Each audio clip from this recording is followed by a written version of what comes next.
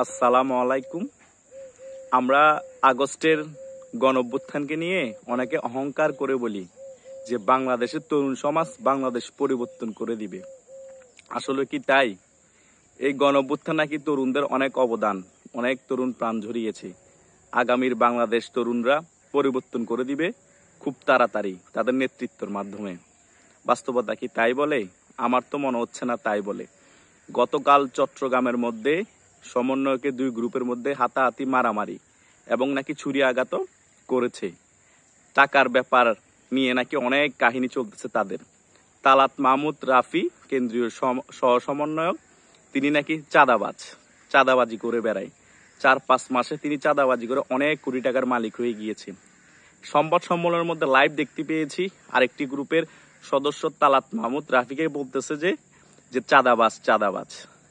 এই ধরনের তরুণরা যদি আমাদের বাংলাদেশের ভবিষ্যৎ হয়, বাংলাদেশের প্রেক্ষাপট কি হবে চিন্তা করুন।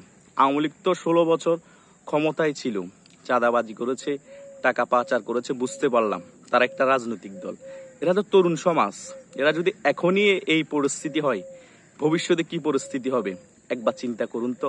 এদের দ্বারা কি দেশ আসলেই স্বস্তিতে থাকবে? দেশ সুন্দরভাবে গড়ে উঠবে? বাংলাদেশের ভবিষ্যৎ কি হবে? এই রকম একজন তালাত মাহমুদ রাফি সহ সমন্বয়ক যদি চাঁদাবাজি করে এত টাকার মালিক হয়ে যায়, অন্যান্য সমন্বয়কের কি অবস্থা হবে? এদের দ্বারা কি দেশের নেতৃত্ব ঠিক থাকবে? আসলেই ঠিক থাকবে না।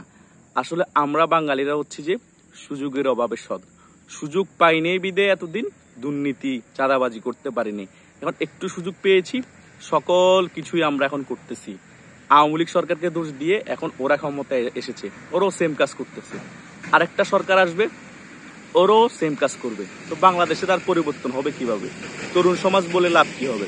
তারাও তো একদিন বৃদ্ধ হবে, তারাও তো একদিন মারা যাবে, কিন্তু ঘুরি ফিরি বাংলাদেশের প্রেক্ষাপট সেম থেকে যাবে, কেউ পরিবর্তন করতে পারবে না। আসলে বাংলাদেশের পরিবর্তনের জন্য আমাদের নিজেদের পরিবর্তন হতে হবে। নিজেদের পরিবর্তন যতদিন সাধিত হবে না, ততদিন বাংলাদেশের পরিবর্তন সাধিত হবে না। এটাই হচ্ছে মেন প্রেক্ষাপট। সৈয়দ মুস্তফা আলী চৌধুরী একটি কথা বলেছিলেন। তিনি বলেছিলেন, জীবনকে লম্বায় বড় করা যায় না, পরিধিতে বড় করার চেষ্টা করুন।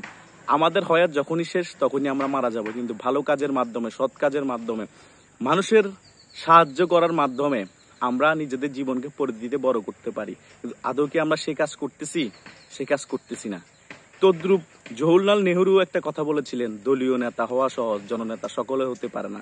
আমাদের তরুণরা কিন্তু জননেতা হতে পারত, কিন্তু তারা কি করতেছে? জননেতা না হয়ে এখন দলীয় নেতা হওয়ার চেষ্টা করতেছে। দেশের উন্নতির কাজ করতেছে না, নিজের পকেট উন্নতির কাজ করতেছে।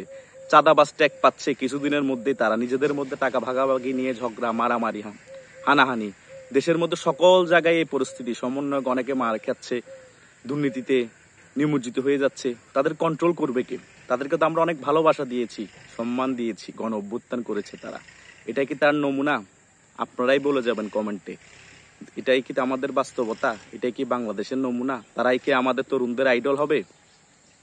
ধন্যবাদ সকলকে।